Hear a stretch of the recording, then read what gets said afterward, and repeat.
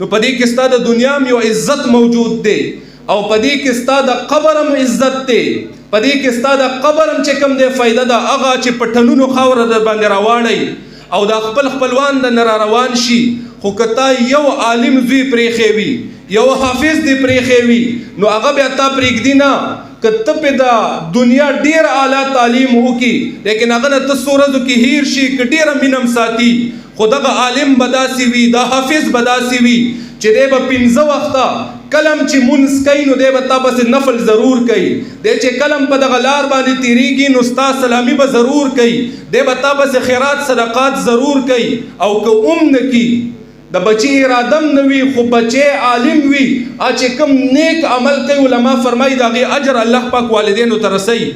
علامه سعیدي صاحب په تبیان القرآن اولني جلد کې یو واقعه را نقل کړې د حضرت عیسی علیه السلام، او د دې نه به تاسو ته اندازه وشي چې دا بچی دغې لارې ته راوباسي دا څومره کامیابي ده. علامه سعیدي صاحب فرمایي وایي د حضرت عیسی علیه السلام دور دی او د عیسی علیه السلام په دغه دور کې یو ډیر فاسق او فاجر دی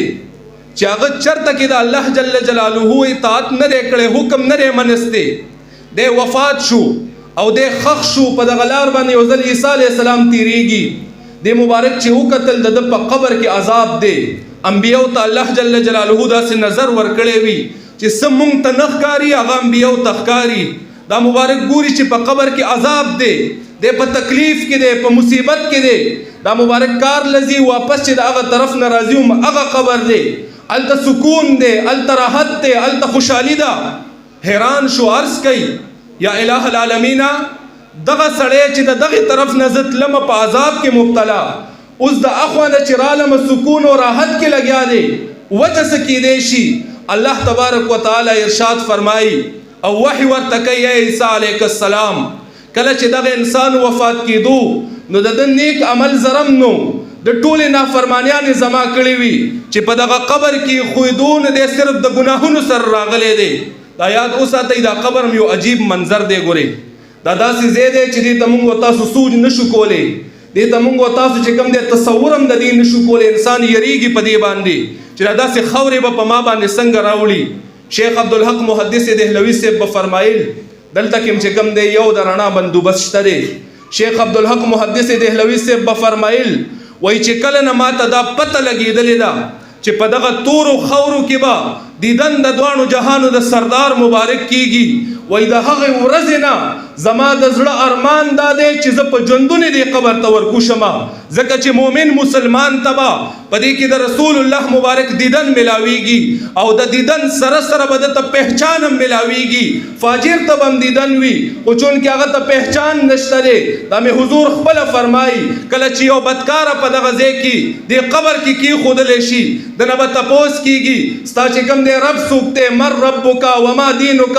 وما كنت تقول في حق هذا الرجل، دی به لا ادري سره جواب ورکوي. خو چې کله یو اشک دلته کېدي، یو مؤمن مسلمان ورکې کېدي او بیا فرشتې راځي، نکیرین راځي او تپوس کوي چې من ربک، دی به وایي ربي الله، وما دینک دینی الاسلام، او بیا آخرنی تپوس کېږي وما كنت تقول في حق هذا الرجل. علما تشریف فرما دي چې کله کانا یکونو په فعل مضارع داخله شي نو بیا معنی دا نه ده چې ته څه بیا پکې استمرار موجود دی. تا به همیش دپاره د دغې هستۍ باره کې څه وي، خیال دی د دغې هستۍ باره کې څه نو د دغې عاشقانو بیا جدا جدا انداز دی. که دغه تپوس بیا د بابا عبدالرحمن نه کېږي نو هغه به عرض کوي چې یا فرشتو تاسو د دغې هستۍ تپوس معنی کوئ، د دغې هستۍ باره کې خیال زما ده او عقیده زما ده وه چې خدای دې نه ګڼم بېشکه چې بنده دی، خدای یې مه ګڼه بېشکه چې بنده دی،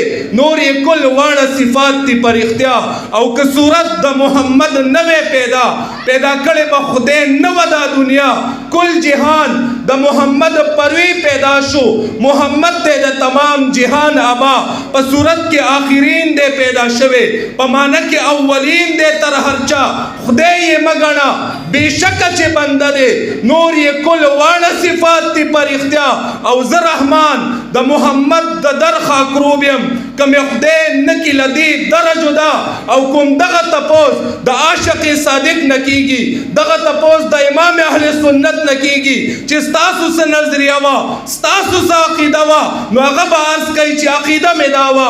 نظریه می داوا چې سرور کہوں کہ مالک اور مولا کہوں تجھے باغ خلیل کا گل زیبا کہوں تجھے اور لیکن رضا نے ختم سخن اس پہ کر دیا خالق کا بند خلق کا آقا کہوں تجھے ما عرض دا کولو چې حضرت عیسیٰ علیہ السلام عرض کہ الہ العالمین وجہ صدا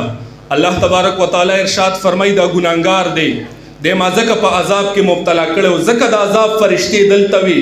خو تاسو بوس په خپل قسمت باندې ناز وکئ د چا د ماشومان چې دلته کې ناستي یا بل ځای کې هغه تعلیم کې مصروف دي هغه قرآن یادوي الله تبارک وتعالی وحی کوي عیسی علیه السلام د دې یو ورکوټې معصوم بلکې دی چې وفات کېدو نو د ښځه حامله وه لا د معصوم دنیا ته راغلی هم نه دی د وفات نه بعد د زوی کېږي هغه زوی لویږي هغه ګرځېدل زده کوي هغه خبرې زده کوي چې کله داسې غوټکې شو نو دا خپله مور یې رانیسي او دا راولي دا مکتب کې کېنئ مدرسه کې کېنئ چې دته د دین تعلیم ورکا هغه استاد درته وایي وایه بچیا بسم الله الرحمن الرحیم دغه ماشوم په ورکوټې زبان باندې د الله تبارک وتعالی نوم اخلي بسم الله په دغه ورکوټې زبان وایي عیسی علیہ السلام ما ته حیا رااله چې یو ورکوټې معصوم د ځمکې د سر د پاسه ما ته الله وایي ما ته رحمان وایي ما ته رحیم وایي او زه د ځمکې په تل کې د ده پلار ته چې کوم دی عذاب ورکما چې کله د ده زوی بسم الله ویلا نو زما رحمت په جوش کې رالو اگر چې د ده ګناهونه ډېرو په ټولو مې ورته د عفو قلم راکړو